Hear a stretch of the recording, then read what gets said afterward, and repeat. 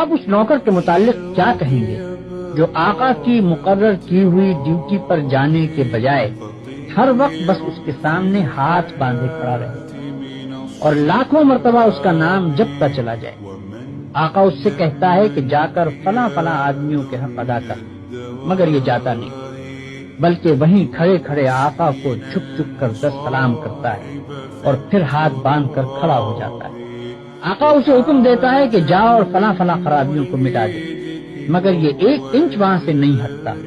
اور سجدے پر سجدے کیے چلا جاتا ہے۔